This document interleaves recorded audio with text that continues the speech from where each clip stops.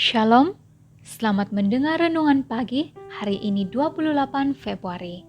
Tajuk kita pada hari ini diubah untuk selama-lamanya. Mari kita berdoa. Ya Tuhan kami yang bertakhta di dalam kerajaan syurga, kami tunduk di hadapan-Mu pada saat ini mengucapkan syukur dan berterima kasih di atas kesempatan ini. Kami boleh mendengar, kami boleh mempelajari firman-Mu melalui renungan pagi ini. Biarlah hati dan pikiran kami dibukakan untuk menerima firman-Mu. Di dalam nama Yesus Kristus kami berdoa. Amin.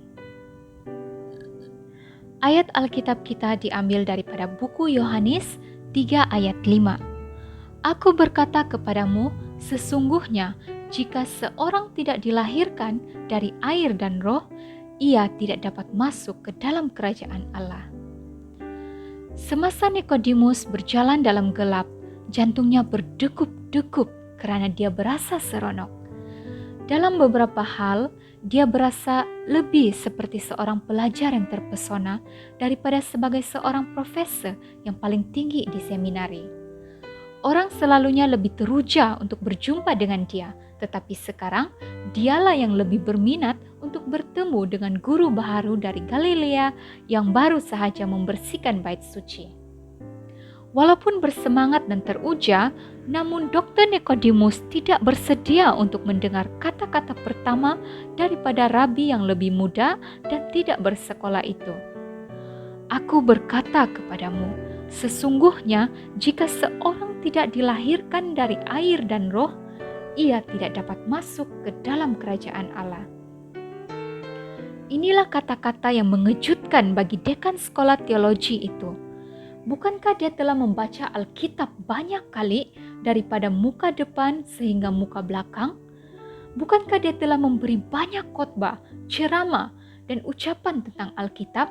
Dan orang-orang telah mengangguk kepala mereka menandakan persetujuan positif? Diberitahu bahwa dia tidak pernah pun melihat kerajaan Tuhan merupakan satu pernyataan yang mengejutkan kepada kedua-dua status dan egonya. Kita telah menghabiskan bulan ini melihat pada semua topik pertaubatan yang sangat penting, di mana tanpa topik-topik ini kita tidak dapat masuk ke dalam kerajaan Allah.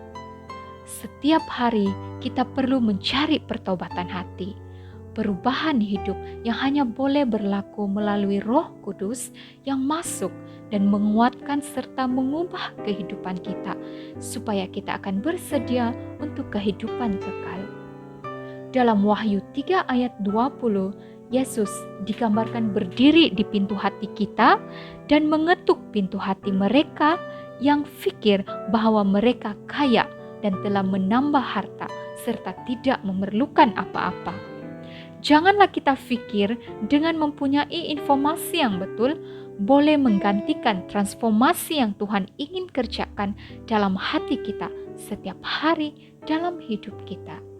Sampai Dia datang kembali untuk membawa kita pulang selama-lamanya. Mari kita berdoa.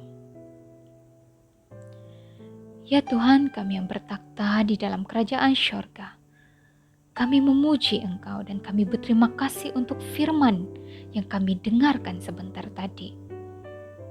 Biarlah Tuhan mengajar kami dan mengubah hidup dan hati kami, agar bila mana Tuhan datang untuk mengambil umat-umat yang setia, kami tidak ditinggalkan. Inilah doa kami, di dalam nama Yesus Kristus kami berdoa. Amin.